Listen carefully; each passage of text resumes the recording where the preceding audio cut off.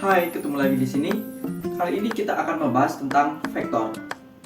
Sebelum kita mulai membahasnya, mari kita intro dulu.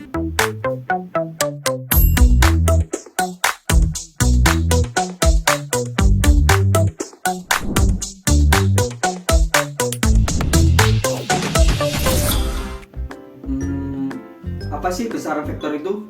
Besaran vektor ialah besaran yang memiliki nilai dan juga arah.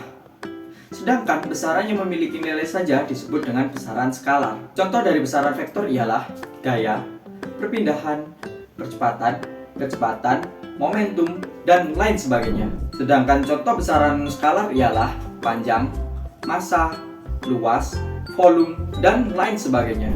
Jadi, besaran yang memiliki nilai dan arah disebut dengan besaran vektor. Sedangkan besaran yang memiliki nilai saja disebut dengan besaran skalar.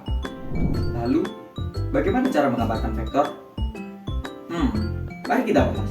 Vektor digambarkan dengan sebuah anak panah, di mana arah sebuah anak panah ini menunjukkan arah vektor tersebut.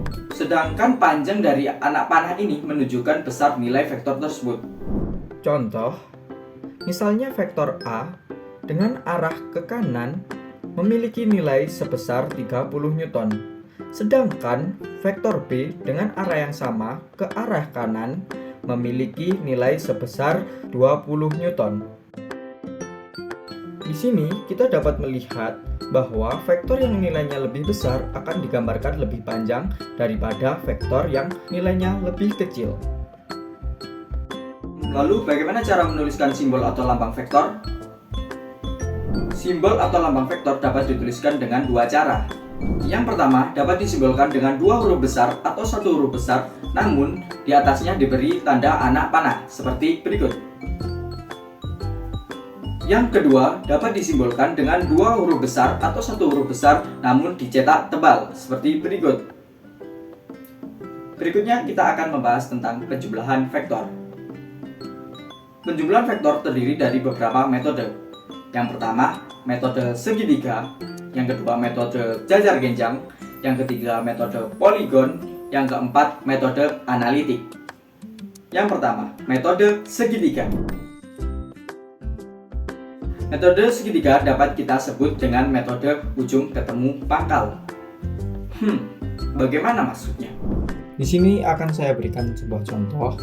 Kita memiliki vektor A yang arahnya kanan dan vektor B menuju ke serong atas kanan. Kemudian tentukan yang pertama, resultan dari A plus B. Yang kedua, tentukan resultan dari A min B. Mari kita selesaikan yang pertama, yaitu resultan dari A plus B. Kita gambarkan dulu bahwa vektor A memiliki arah ke kanan. Dan vektor B di titik pangkalnya kita gambarkan dari ujung titik A. Nah, ini dia yang dinamakan ujung ketemu pangkal.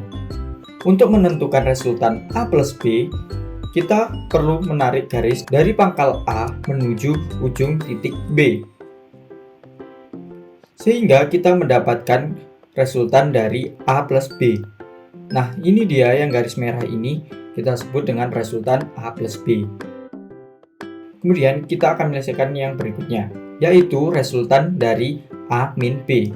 Pertama kita gambarkan bahwa vektor A memiliki arah ke kanan. Kemudian kita gambarkan vektor B dari ujung titik A. Nah, kita kan memiliki vektor B yang menuju arah yang serong atas. Karena ini dikurangi, maka kita balik arahnya, jadi ke bawah, ke serong bawah.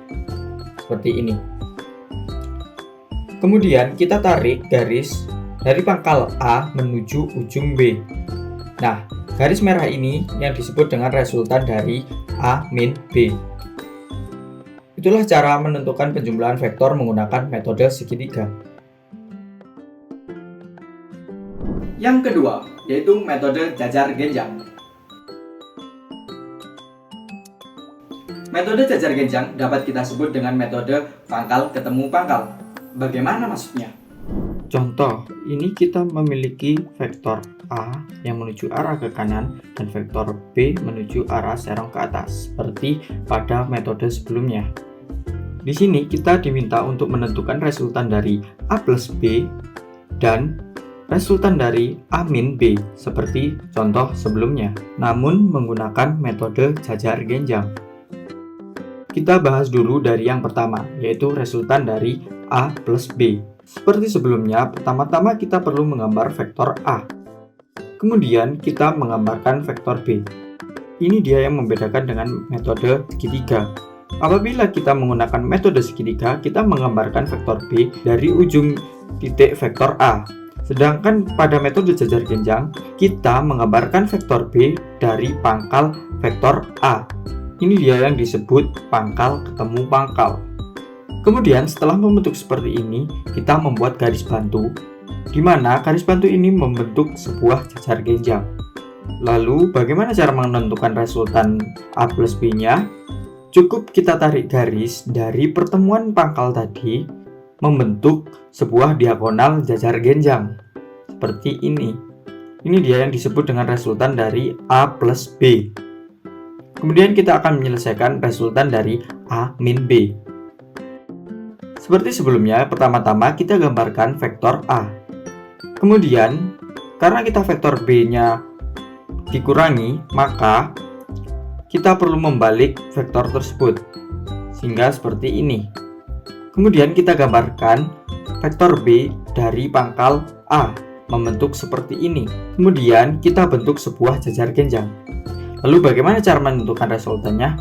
Kita tarik garis dari pertemuan pangkal A dan B, membentuk sebuah diagonal jajar genjang seperti ini. Nah, ini dia yang dinamakan resultan A min B. Yang ketiga, yaitu metode poligon. Metode poligon yaitu pengembangan dari metode segitiga, yaitu metode ujung ketemu pangkal. Kalau dalam metode segitiga dan jajar genjang tadi hanya dapat dilakukan penjumlahan dua vektor saja. Sedangkan dalam metode poligon ini dapat dilakukan lebih dari dua vektor. Contoh, misalnya kita memiliki vektor A yang arahnya ke kanan, kemudian vektor B yang arahnya serong ke atas kanan, dan vektor C arahnya ke atas. Kemudian tentukan resultan dari B plus A min C. Bagaimana cara menentukan resultan dari B plus A min C pada metode poligon? Sama seperti menggunakan metode segitiga. Yang pertama, seperti metode segitiga, kita perlu menggambarkan vektor yang pertama, yaitu vektor B, yang arahnya serong kanan atas. Kemudian kita menggambarkan vektor yang berikutnya, yaitu vektor A, yang arahnya ke kanan. Nah, kemudian min C. Kita perhatikan dahulu, vektor C arahnya ke atas. Berarti apabila min C, maka arah vektornya ke bawah. Seperti ini. Kemudian kita gambarkan dari ujung vektor A. Seperti ini. Lalu bagaimana cara menentukan resultannya?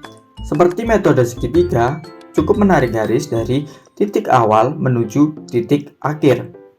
Nah, ini dia yang disebut resultan dari B plus A min C. Cukup mudah bukan? Nah, untuk metode analitik kita bahas pada video selanjutnya. Tonton terus video dari channel ini agar tidak ketinggalan materinya. Sampai jumpa pada video berikutnya.